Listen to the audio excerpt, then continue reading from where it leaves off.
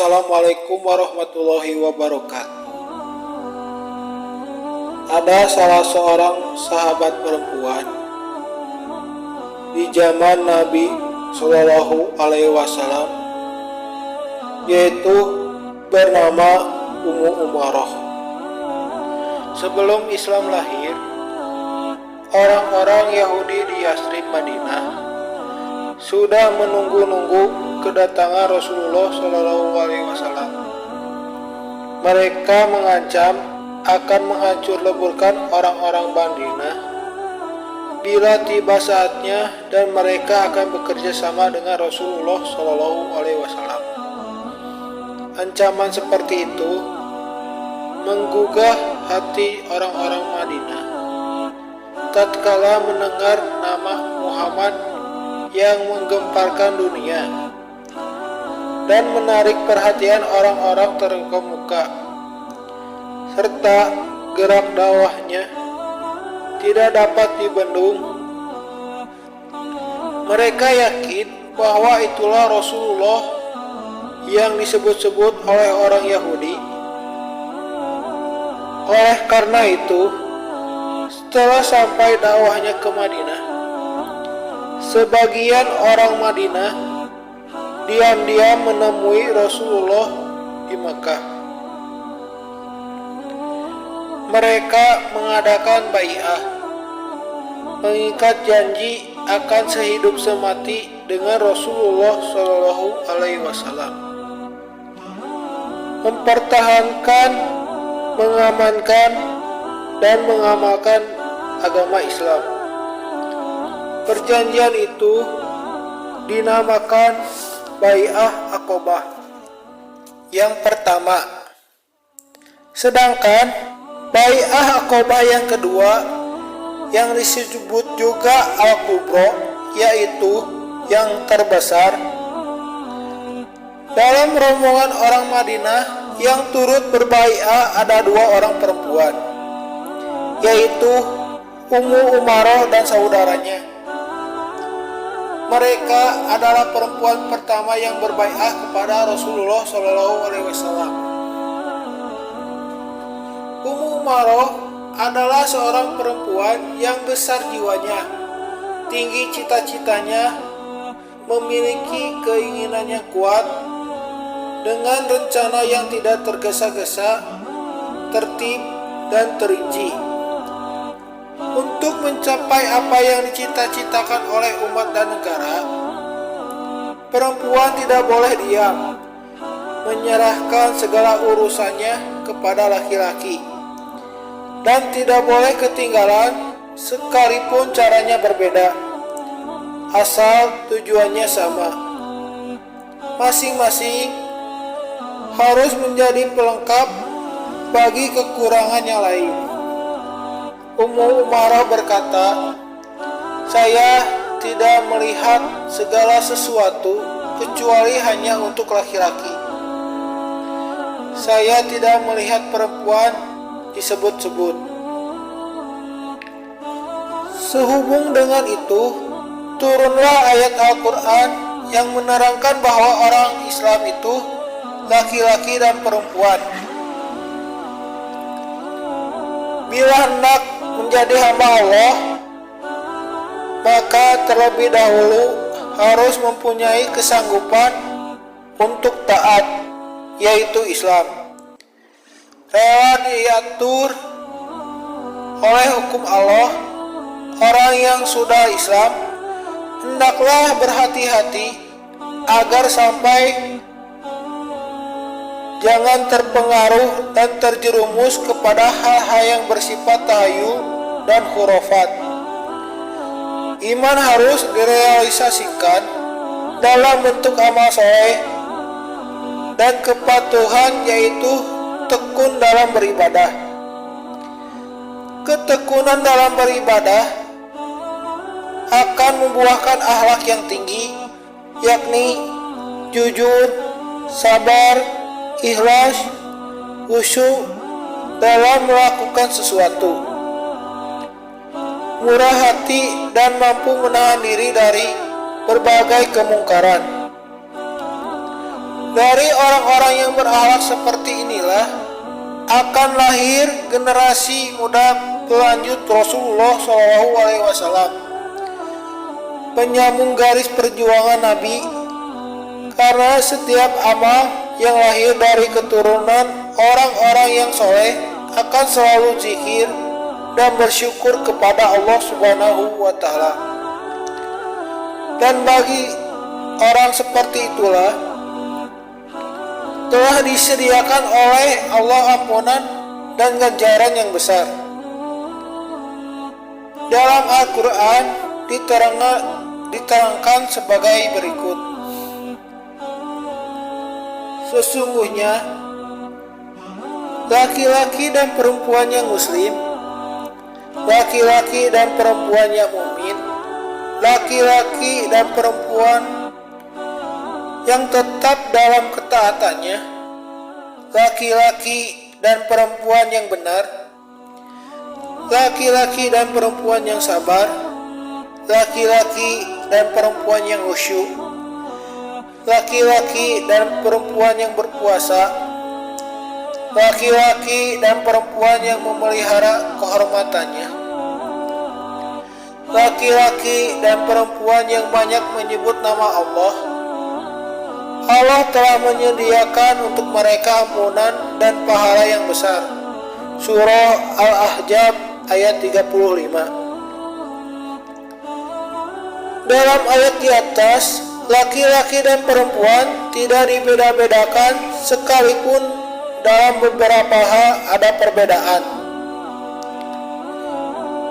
Ada pembagian kewajiban agar masing-masing dapat menyempurnakan kekurangan yang ada pada teman hidupnya. Ummu Umarah menyadari bahwa untuk perjuangan itu diperlukan ribuan pemuda yang bertangan suci, yang akan menyelesaikan pekerjaan dan kewajiban. Oleh karena itu, maka jihad yang perlu diutamakan ialah mendidik anak. Setahap demi setahap, anak itu ditingkatkan dari Islam ke iman, lalu ketekunan ibadah, dan seterusnya. Seperti tertib yang termaktub dalam ayat tersebut, agar setiap keluarga melahirkan angkatan penyambung garis perjuangan yang mengarah lurus dan tidak berbeda corak dan warnanya, serta gerak langkahnya, segala gerak tindakannya diwarnai Islam. Ummu Umarah dianugerahi Allah dua anak laki-laki, yaitu Habib dan Abdullah. Keduanya mendapatkan didikan yang baik dari ibunya. Bukan hanya dibersihkan badannya, dimandikan setiap hari, tetapi dibersihkan hatinya dari syirik dan ditanamkan benih iman dua kalimat syahadat. Rela jadi kurban dan pantang jadi korban. Kedua anak itu sering mendapat anjuran dari ibunya supaya mencari syahadah. Maksudnya, jangan mati jadi korban, tetapi mesti jadi kurban. Taqarrub kepada Allah, mati syahid, yang penting bukan matinya atau cara kematiannya, tetapi amal sebelum ia mati, yang artinya hidup dan menghidupkan.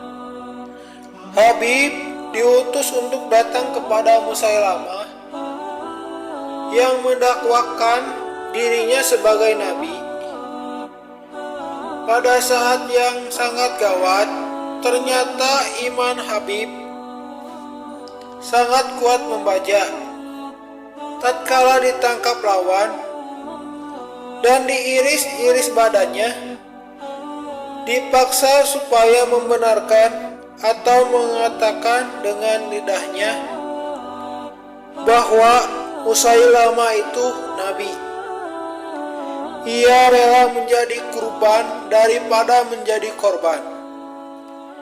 Ia akhirnya mati syahid, diiris-iris badannya.